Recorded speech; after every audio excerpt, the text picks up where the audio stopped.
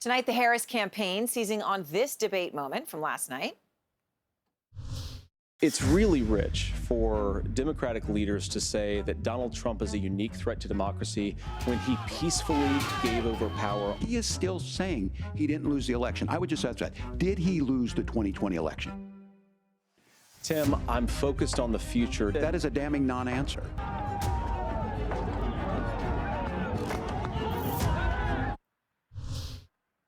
The new ad slamming Vance over his answer to the question about January 6th in a moment that the campaign considers to be what they want to be seen as the highlight of the vice presidential debate.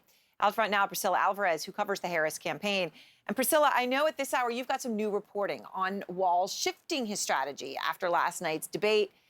He spent the day on some cleanup after what happened. But what are you learning? Well, this is a strategy that ultimately boils down to ramped up media appearances, because the reality, Aaron, is that this is the final stretch of this campaign, and allies to the campaign want to see more of Walz on the campaign trail, but also in media appearances, because they believe that his likability is what resonates with voters. Now, more media appearances means answering questions from reporters, and that was something that he did today during his bus tour in Pennsylvania, trying to clarify his previous comments about when, or rather what he has said about the Tiananmen Square protests. Take a listen. Look, I have my dates wrong. I was in Hong Kong in China in 1989. August of 89, into Hong Kong, into China. I need to be clear, I will tell you that.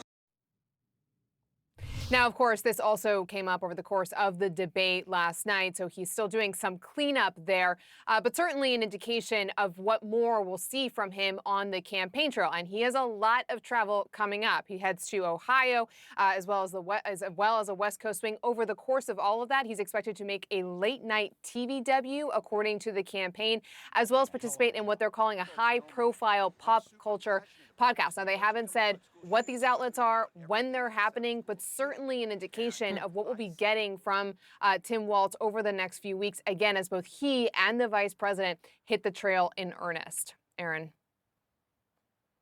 Priscilla, thank you so much on that new reporting.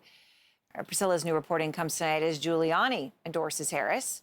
Caroline Rose Giuliani, that is. She is the daughter of Rudy Giuliani, who, of course, was former President Donald Trump's personal attorney, and breaking publicly from her father now, endorsing Vice President Kamala Harris for president, calling Trump destructive, calamitous, and a dark force. All quotes from Caroline Rose, blaming Trump for destroying her father's life. She writes in Vanity Fair, and I quote from her, "I've been grieving the loss of my dad to Trump. I cannot bear to lose our country to him, too." Caroline Rose Giuliani is out front now. She's a writer, a filmmaker, and obviously the daughter of the former New York City Mayor, Rudy Giuliani. And Caroline Rose, I know this is your first television interview since your endorsement, so I appreciate very much you taking the time. I can only imagine how hard it is for you to have made that decision, to do it publicly. Can you share, what you went through, Caroline Rose? What made you make this decision? Yeah, it was definitely not a decision I came to lightly. Figuring out how to articulate these feelings with the storm that I've been experiencing over the last couple years, the emotional storm, was really hard. And also figuring out if I had the fortitude to share it, knowing that it could definitely damage my relationship with my dad in the last years of his life, was really, really painful. But at a certain point, earlier in this election, I think it all felt kind of surreal when Donald Trump became the candidate. It was like, I can't believe this is really happening after everything that he's done to our country, after being the first president to not participate in the peaceful transfer of power. Like, it didn't feel real. And then, I'm recently engaged. I'm thinking about having children. I very much want to have children. And one day I just thought about what I would say to my children in the future. And in that moment, everything just became incredibly real.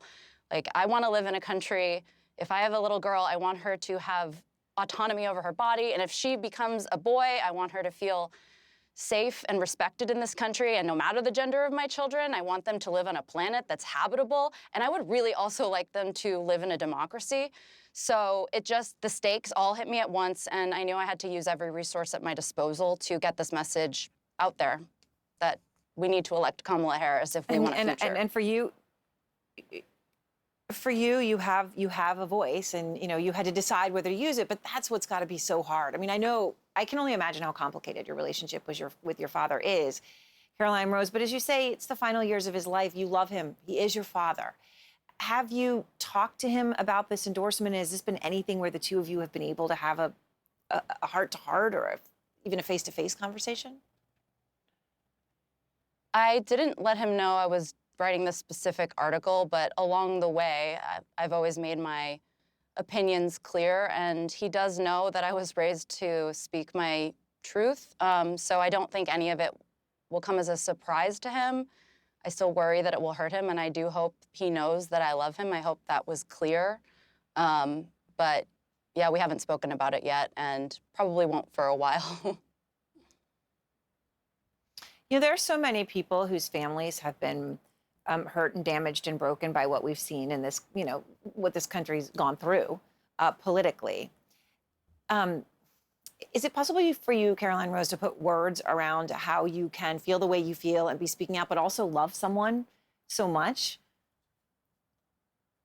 Absolutely. I think, people ask me a lot, what happened to your dad? And while I'm sure some people are looking for some kind of salacious answer, I really think the reason I get asked that so much is because my situation is so relatable. It's a little bit on steroids and very public, but I don't know anybody who hasn't lost a close friend or family member over an allegiance to Trump.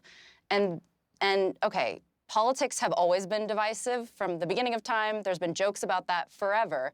But this is different because if you are a woman, a trans person, a gay person, a person of color, a person with disabilities, Trump's actions and rhetoric threaten your very existence. So when someone you love supports them, it's really, really hard to reconcile. I still believe that we should be trying to find the common humanity with those we disagree with, even in this time. But I also see that if Trump becomes the president, that is going to become an impossible task for a lot of people. And the only way our families and our country can have healing is if we all get out there and vote for Kamala Harris and Tim Walz. I really believe that. So Caroline Rose, your father was, of course, had many extraordinary moments as mayor of New York City. He was a true leader. He was a hero in America after 9/11. You lived in Gracie Mansion. You were growing up there. And now what you've seen, I mean, just to go through this, and it's not that you don't know this. I'm sorry, it's painful to list it off. But this is what's happened. He's been disbarred in New York and Washington, facing election interference cases in Georgia and Arizona, filing for bankruptcy. He owes the two election workers in Georgia $148 million. He's being forced to sell your family home in New York City to pay, a small amount of money for those debts. So, Caroline Rose, how much do you blame Trump for all of this?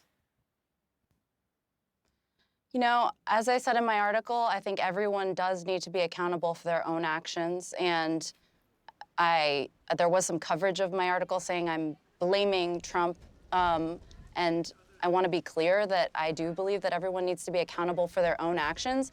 But right now, the biggest threat to our country is Trump. So I think it's important to look at the culture that he has created and the way in which he has refused to accept that he lost the 2020 election and get everybody to compromise their values, do anything just to keep him in power, and attack citizens like Ruby Freeman and Shay Moss. He's willing to hurt his own people just to have power. And Kamala Harris would never do that. She's fought for the people her whole career. We need to elect her. So, and obviously you mentioned Ruby Freeman and Shay Moss, the Georgia election workers. Caroline Rose, do you fear your dad will ultimately go to prison? I mean, of course, that's a terrible thing to think about, and it is a fear, and I don't like to think about it. I try to focus on the future, and I know that we don't have a future as a country, at least not in any recognizable form, if we do not vote for Kamala Harris, because Trump has already made it very clear he's going to try to do the exact same thing in 2024. He is going to try to say that he won this election no matter what the actual result is. So we need to get out there and vote so that it is indisputable